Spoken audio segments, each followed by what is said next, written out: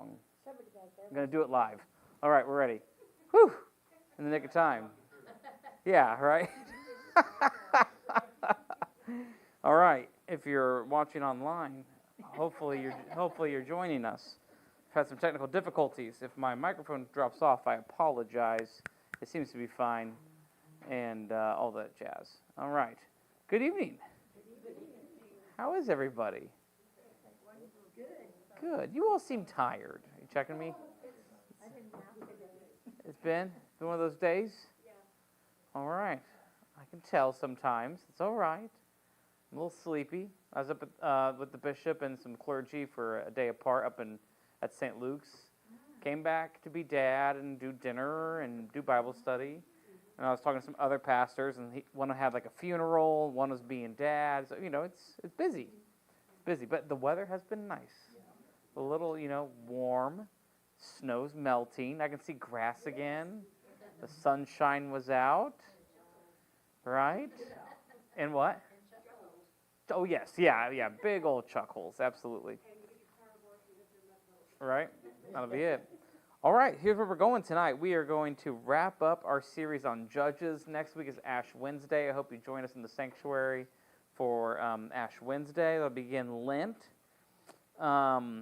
I want to just begin a little bit just slowing down with you all this evening and kind of gathering ourselves, if that's okay. I'll walk us through a little breathing, right? I was grateful to sit with Pastor Amy McCabe. She's preached here a couple times. She led a workshop on embodiment practices today. And so it was good. It was good to remind myself that, you're here. You're here, and that's a gift, right? And when we are present, when we can open ourselves to God's presence by being present, then things can begin to work and move. And what's that silly verse? It's in Him we move and breathe and have our being. It's in the divine when we recognize our presence. Okay, that's all I was going to say. So I won't start preaching. But it's good to be with you all. So tonight we will wrap up our book on Judges. We're going to look at a few short chapters and verses. We'll be in Judges 10 and Judges chapter 12. I'm excited. I think it'll be a really good discussion. And if we have any other lingering questions from our previous few weeks, we can circle back on that. And then we'll spend some time talking about where we're headed in Lent. Sound good? Okay, so I'm going to just sit down for a moment and gather myself after I dealt with traffic and children and homework and technology, right before we started. So we'll just pause for a moment. Holy God, we just take a deep breath in and out. We are grateful for this time together. We're grateful for being able to gather in this space and to have this discussion, and grateful for your Spirit, which pours out on us in a generous way. Your grace that guides us and teaches us and forms us. I give you thanks for the folks who are gathered around the tables and the folks online for their friendship and their companionship along the journey. Lord, continue to shape and mold us long after we finish our discussion. We pray this all in your Son's name. Amen. Okay. Good. Yes, the book of Judges. Boy, howdy, I'll tell you what. There are some fun, interesting books in the Bible, and there are some drier ones, and that's okay. And there are, spoiler alert, I'm preaching on Hosea this coming week, right? And it's a very interesting book of the Bible. And this is how interesting it is. Pastor Mandy was in the office, and she goes, I can hear her in her office, she goes, Hosea, right? And she goes, I've only heard one sermon on Hosea in my 14 years of ministry. And come to think of it, I don't know if I've heard a sermon on Hosea, And I don't think so. Well, there's some good opportunity here, I'm sure I'll mess it up. Sorry? We should study the book. It is, and it's fascinating. And so maybe that'll be what we study after we go back to the New Testament. We'll come back to that. Maybe we'll do Hosea next. After that, it'll be kind of fun. But I think about Judges in a very similar way. It's like usually when you hear these sermons on Judges, right, you get the high water marks. Like you get the Samson story or Delilah, right? You get Deborah or you get Ehud. Do you get the others? You know, like I have never, ever, ever heard a sermon on Tola or Jair or Ibzan or Elon or Abdon. Probably because they're hard to say, right? No one's ever heard of them, right? They are rather, I'm going to say this with the utmost respect for our conversation, they are the dullest stories in the world. And I think they're dull for a reason, which I want to talk about tonight. So the theme of the night, right, is when faithfulness is quiet. And sometimes, you know, these super exciting stories are what, you know, that's what they make movies after, you know? Like, everyone wants to see the Samson movie. No one's going to pay to see the Jair movie, because the Jair movie is going to be 3 minutes long, and it's going to be boring. So, to illustrate my point, let's hop into the text, shall we? Chapter 10, verses 1 through 5. All right. And I'll read since I got the microphone and folks can hear me online. Does that sound okay? Okay. Judges chapter 10, verses 1 through 5. After Abimelech, Tola, son of Puah, son of Dodo, like the bird, I guess, a man of Issachar who lived at Shamir in the hill country of Ephraim, rose to deliver Israel. He judged Israel 23 years. Then he died and was buried at Shamir. End of story. Okay, that's it. Hold on, it gets better, okay? Verse 3. After him came Jair, the Gileadite, who judged Israel 22 years. He had 30 sons who rode on 30 donkeys, and they had 30 towns, which are in the land of Gilead, and are called Havoth Jair to this day. Jair died and was buried in Kaman. 2 judges right there. How come they don't get the airtime that Samson or Deborah or some of the other judges get? They weren't as exciting. Well, we will discover this. The other set of judges I want to look at is from Judges chapter 12, 8 through 15. Was those 5 verses for 2 judges? For two judges, yep. Tola and Jair, who we read about. So let's read about the others here. Judges 12, 8 through 15. Let me see if I can find it. Ah, yes. After him, Ibzan of Bethlehem judged Israel. He had 30 sons. He gave his 30 daughters in marriage outside his clan and brought in 30 young women from outside for his sons. He judged Israel 7 years. Then Ibzan died and was buried at Bethlehem. After him, Elon, the Zebulunite, judged Israel, and he judged Israel 10 years. Then Elon, the Zebulunite, died and was buried at Ajalon in the land of Zebulun. After him, Abdon, son of Hillel, the Pirathonite, judged Israel. He had 40 sons and 30 grandsons who rode on 70 donkeys. He judged Israel 8 years. Then Abdon, son of Hillel, the Pirathonite, died and was buried at Pirathon in the land of Ephraim in the hill country of the Amalekites.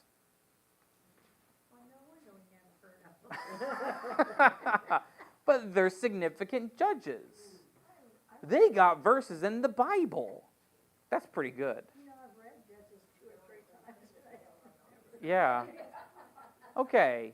So before we hop into some of my notes and have some thoughts, what are your thoughts on those stories at first blush or first glance? They had longevity. So they might have ruled for a long time or lived for a long time. A lot of kids. Yeah. And a lot of donkeys. They had a lot of children and grandchildren and donkeys.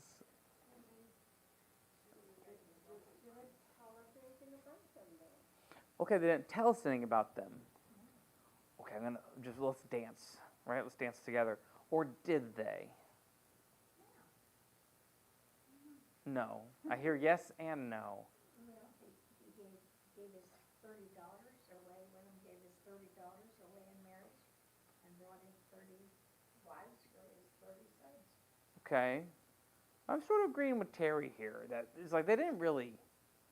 I mean, surely something had to have happened in the 10 years of someone's rule and reign. Pick the most boring president in the United States history. And I can't do it off the top of my head. But who had the most, like, ho-hum tenure? You know what I mean? And then surely you could pick something interesting that happened in their term as president. You know what I mean? I mean, you can go back.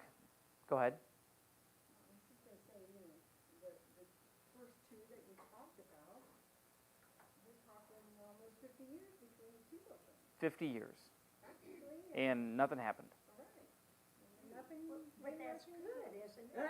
Well, this is kind of the question for the evening. No wars, or were there wars and they did not record it? Could be. Maybe small wars. Sorry, yeah. Thank you. Yeah, we don't know. They're all dead. Can't ask him anyways. But are we tracking with this line of thinking that sometimes when the text doesn't give us details, it should cause us to pause and ask the question, why not? Or why? Or what details might have been omitted? Or maybe it's just as it was written.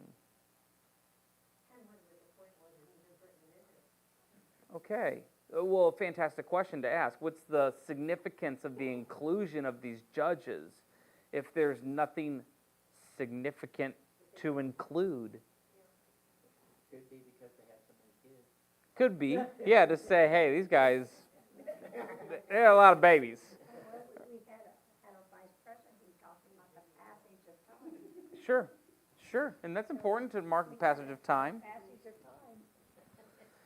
Okay, I want to walk through this a little bit and have some observations, and we can kind of dance back and forth around these things.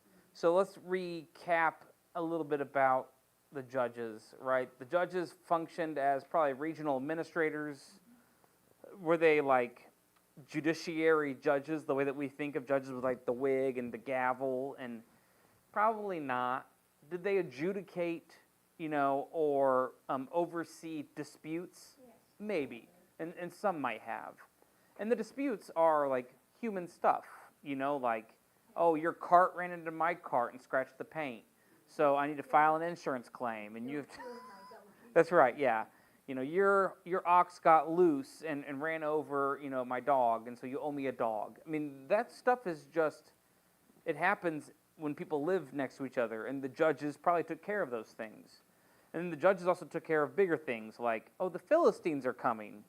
Well, I'm going to raise up an army and we're going to fight the Philistines. Like, that's also what the judges did. Sometimes they were prophets. They were all these things we talked about. They had regional influence. So some of these judges are in different regions. This is my last slide for the day. This is the map we've been looking at. Remember that it's divided by tribes. So there's 12 tribes of Israel, and there's a judge kind of per different area. So sometimes the reason why these judges are included is because that was the judge in that area. Jethro said you should have judges to judge hundreds and thousands and tens. Yes, and Jethro is Moses' father-in-law who's trying to help him adjudicate the problem of being the only person. We'll recall that story vaguely from Exodus. So they're regional areas. They're in charge of certain tribes in certain areas. So, okay, I have two questions for us to wrestle with. And these questions you have heard before. So these will not surprise you. But I have a few different hypotheses that stem from these two questions. And the first one is, what do these brief stories tell us about the character of God? And what do these brief stories tell us about the character of humankind?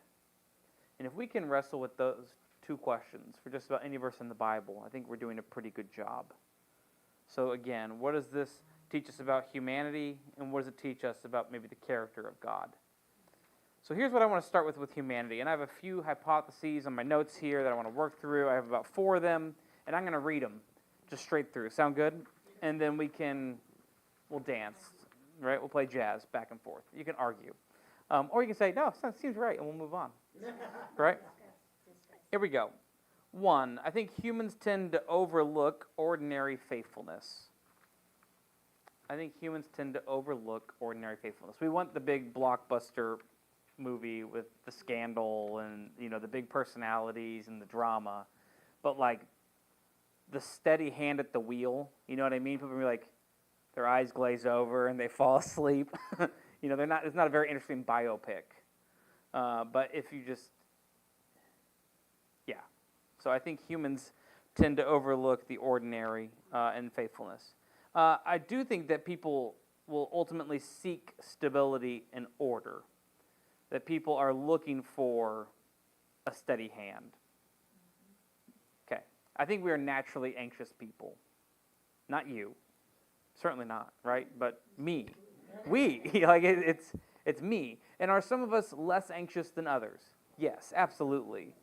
But, come on, man. We all perseverate on, money.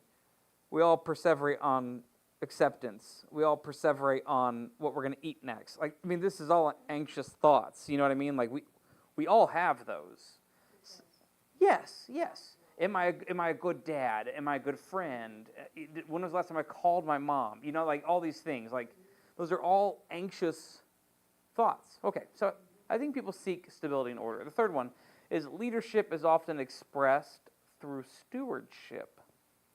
I think there's a difference between, I'll put it this way, Churchill, right? And I love my history. Churchill was the perfect man for that season. He was built for war. He was deeply disliked post-war. And the leadership lesson from that, and I'm going to equate it to the judges, is there are leaders that you need in times of crisis. And then there are leaders that you need in times of peace. And I think they have different skill sets. So these judges who are leading during times of peace probably have a different skill set than Samson. They probably have a different skill set than Deborah. Doesn't mean they're not significant and not important. It just means you get 3 verses about them, and it says they lived for a bunch of years. They had a bunch of kids. The cities were fine. Gross domestic product increased by 3%. Their reign was good, and then we moved on.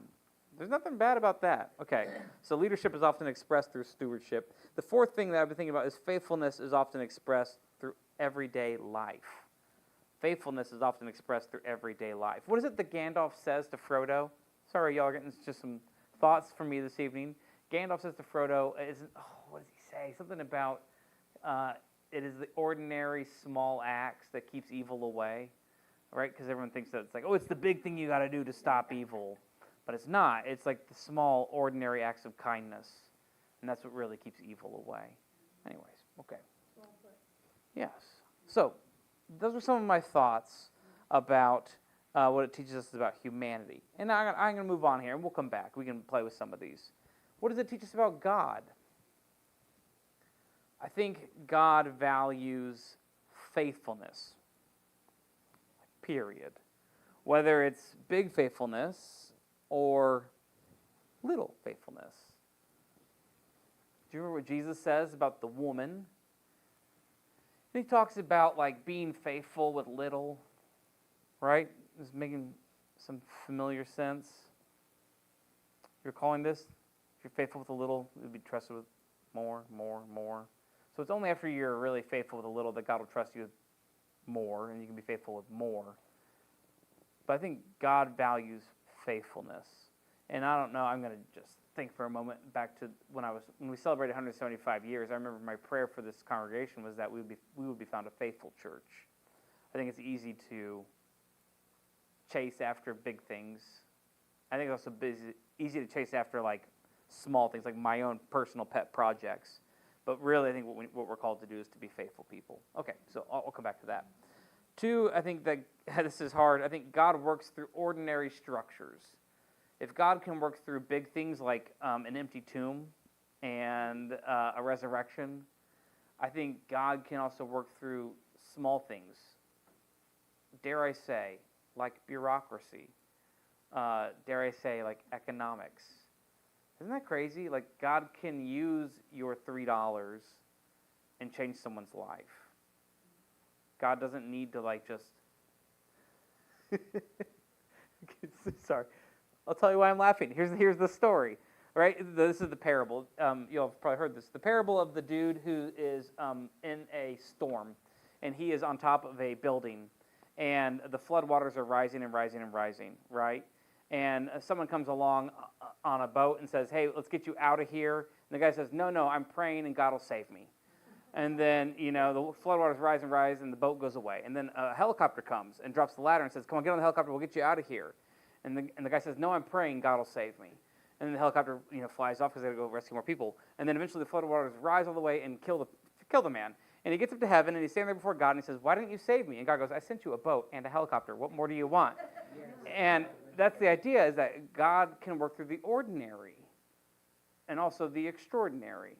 And now this is where the rubber hits the road for churches. And this is hard, is that we are the ordinary. That means God can work through our dollar bills, shepherd's table. God can work through Meals on Wheels. God can work through the Angel Tree and Operation Christmas Child and Kick It and food drives. That's how we can help others, doing missional work. Okay, so can God work through 30 donkeys in 30 cities? Right? Do you see the parallels? Right? It's an ordinary story. It's easy to read it and say, well, that's not really extraordinary, but God can be in the middle of that. Okie dokie. We'll come back. Yeah, so God is patient and sustaining. There's another thing I think that these stories tell us about the character of God. And as we already pointed out, these are not it doesn't say he ruled for 7 weeks. He was there for 10 years or 20 years, right? These are decades of God sustaining God's people through his leadership. And they get one verse in the Bible.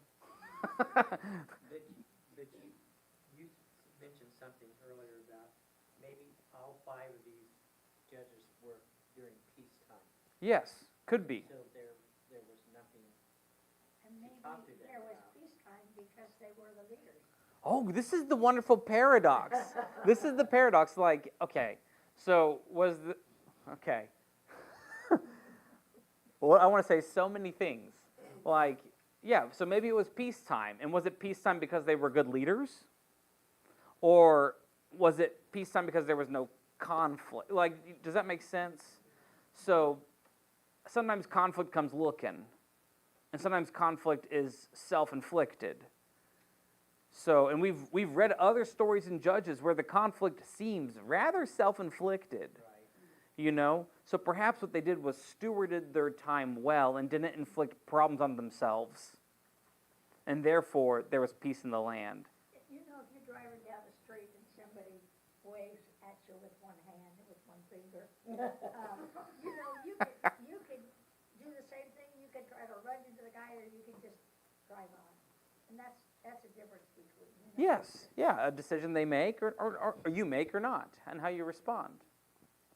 Okay, doing okay with some of these thoughts so far?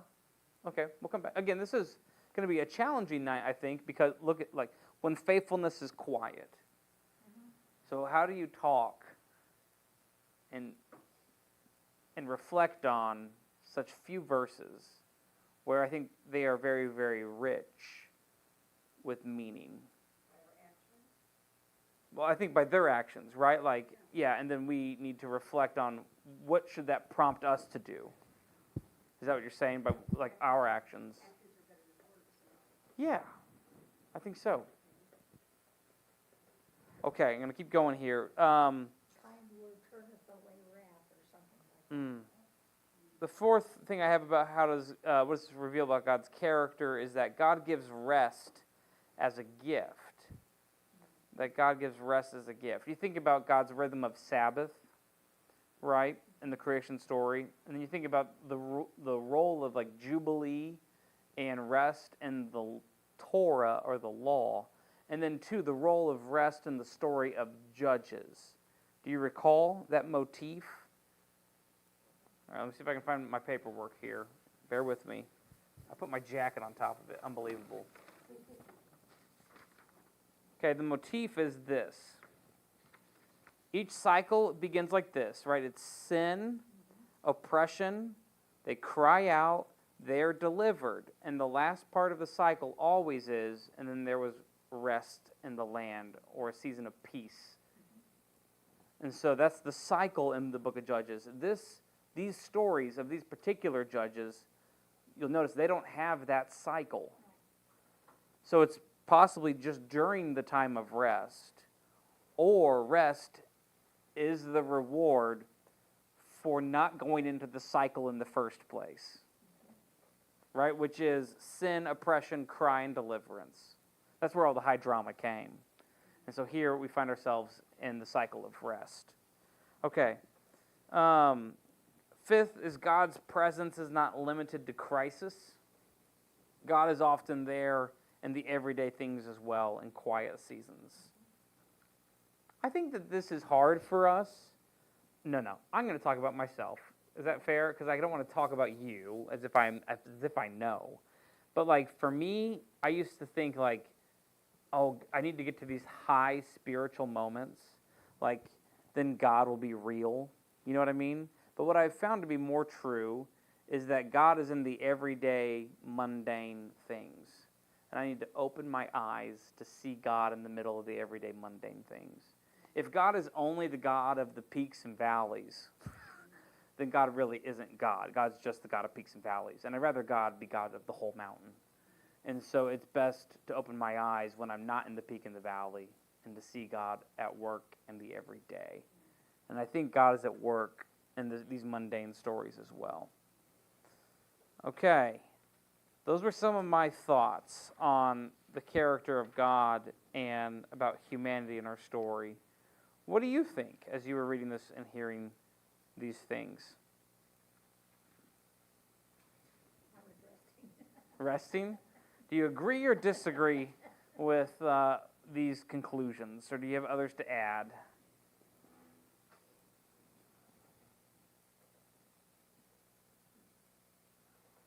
Okay, I'll read a few more notes. Sound good? Let's see if I can expand on some of this a little bit, but not much. Okay, I think these judges remind us that God's purpose is not always advanced through crisis and big things. Sometimes God works through ordinary government, family life, and faithful presence. I think these stories affirm that, this is a title from a Eugene Peterson book, is that God desires for us to have a long obedience in the same direction. And it is that continual long obedience in the same direction towards God that God can work miraculous things. So these judges, in my opinion, were faithful saints who followed God and are rewarded by their faithfulness.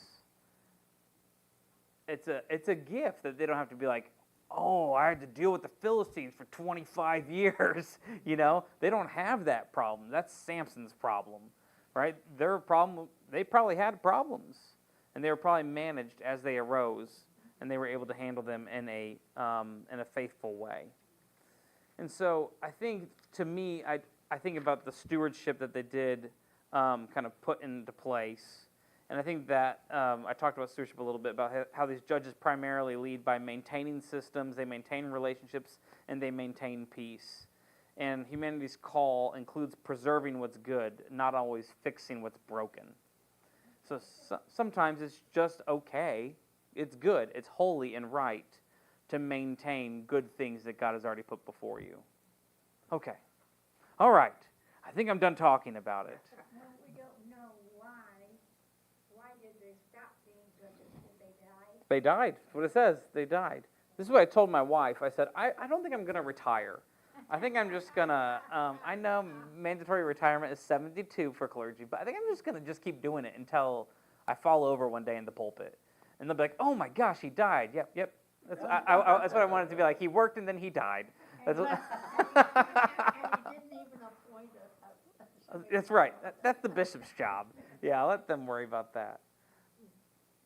I think that I love these little tiny tidbits in the Bible because I don't think they're talked about enough, because it's difficult to talk about 2 or 3 verses, but I think that there is a lot here to consider in life. And I think that when we ask ourselves these 2 questions, what does it have to teach us about God, and what does it have to teach us about humanity, we can mine this for a lot of thoughts in particular. So, any other thoughts or questions? So God rewards them because they're solid and peaceful and maintain that peace, and they would maintain that peace because God is faithful. It's give and take. Yeah. I think God is faithful, and I think that their task was to be faithful, and I think they were. You can point to some evidence, like, okay, so they talked about all the kids they had and all the donkeys and all the cities. You can't really have 30 cities under your governance unless you're successful at what you do, right? If you don't have 30 cities, I mean, if you were unsuccessful, you wouldn't have 30 cities under your governance. It would fall apart. So I think that's why it's recorded there. There's some interesting tidbits that seem to be somewhat conflicting, though, which I didn't really talk about. You've got the names of the cities. Could you find those cities on the map?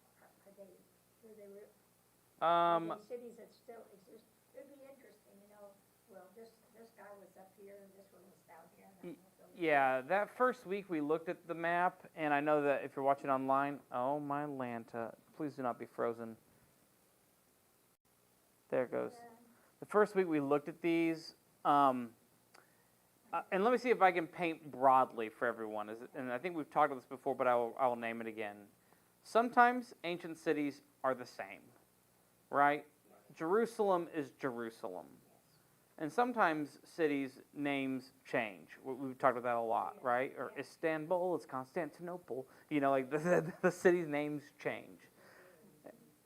Yes, and then sometimes cities just go away. They go away for a variety of reasons. And let's name just a few bullet point reasons why. They might disappear because of war. Maybe they're completely just destroyed. They might disappear because of famine, lack of food, which could lead, and that's because of all sorts of things. It could be a change of climate. It could be a change of the river. It could be a change of like a disease in the plant life or the animal life. There's all sorts of reasons that a city's food source dries up.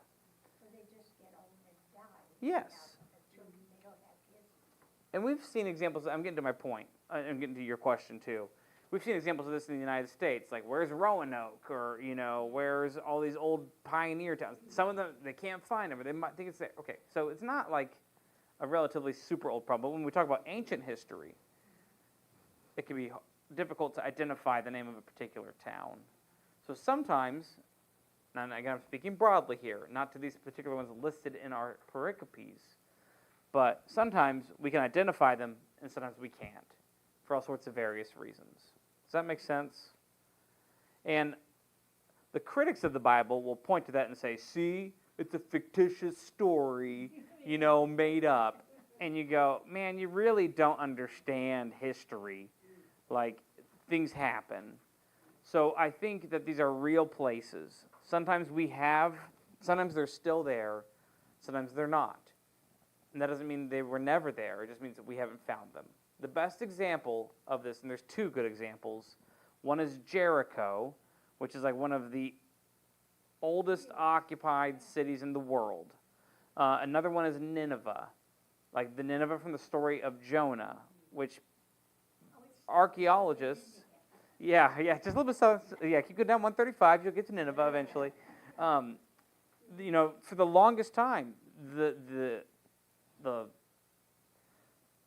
historically trained mind would say, no, Nineveh is not a real city. We have no archaeological evidence. And then they found it, right? And so then they're like, well, now we have to revise all of our, hypotheses about Nineveh. So the stories that are listed, I think, are real places. Some of them are probably still there. Some were there at the time of writing, and some are probably gone for various reasons that we've already discussed. Is that helpful to talk about broadly?